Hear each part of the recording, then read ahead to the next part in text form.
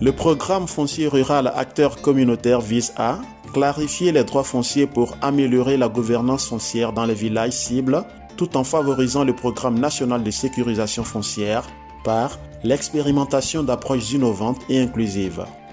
Synthétiquement, il vise à clarifier les droits fonciers des villageois en alliant les connaissances traditionnelles des terres avec les nouvelles technologies, renforcer les capacités des organes de gouvernance foncière, notamment les comités villageois de gestion foncière rurale, améliorer les pratiques contractuelles, modèles de contrat et formation des jeunes des villages à l'utilisation du GPS portatif pour la délimitation des parcelles d'exploitation, archiver les informations foncières, notamment la carte du village pour consolider le processus. Quand on sait que seulement 1,2% des terres rurales sont aujourd'hui enregistrées, il est important de rechercher des solutions pour faciliter la sécurisation foncière. Parmi les impacts du programme, on compte l'intégration des minorités.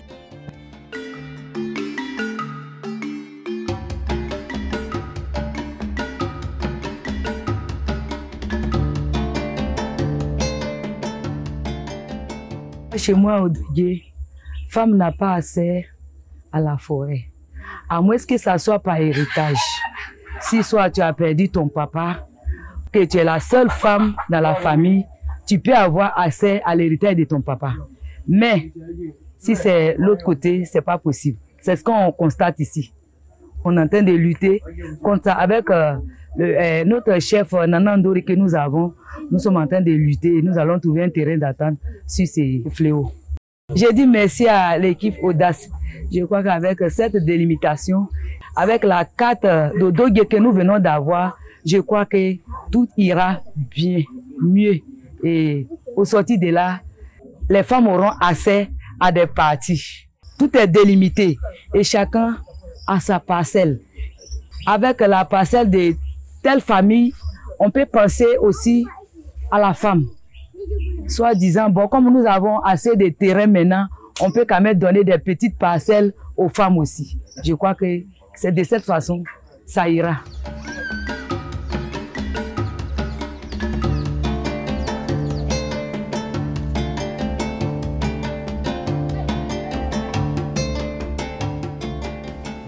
Les choses ont changé vraiment. Chacun connaît sa place. L'étranger connaît sa place. Comment il doit respecter son tuteur. Le tuteur aussi connaît sa place.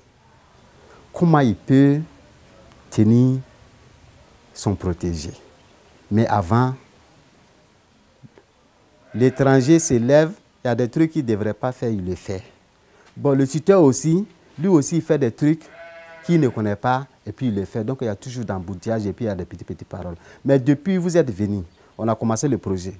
Les tuteurs connaissent leur rôle, les étrangers connaissent leur rôle. Franchement, il y a bon respect entre nous-mêmes. Avec votre arrivée et avec ce que nous avons reçu comme rudiment, en tout cas, la confiance a complètement repris surface auprès de nos frères de la CEDEAO. Pour l'instant, nous vivons parfaitement bien. Le projet acteur communautaire en quelques chiffres clés.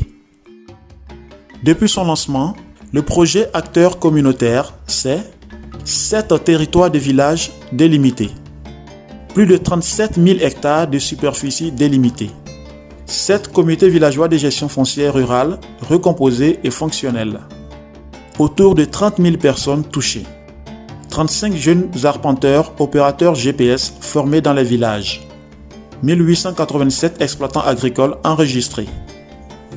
Les résultats obtenus par le projet acteur communautaire ont permis un impact au niveau national, à savoir l'adoption de plusieurs étapes de l'approche méthodologique dans le manuel d'opération de l'Agence foncière rurale AFOR, mise en œuvre dans le cadre du projet d'amélioration et de mise en œuvre de la politique foncière rurale PAMOFOR, financée par la Banque mondiale, la cartographie participative, la formation des jeunes villageois à l'utilisation du GPS portatif, l'archivage des informations foncières au niveau du village, l'utilisation de la méthode de clarification des droits fonciers ruraux par le Centre d'innovation verte de la GIZ dans le cadre du projet Promotion politique foncière responsable, PRO-PFR.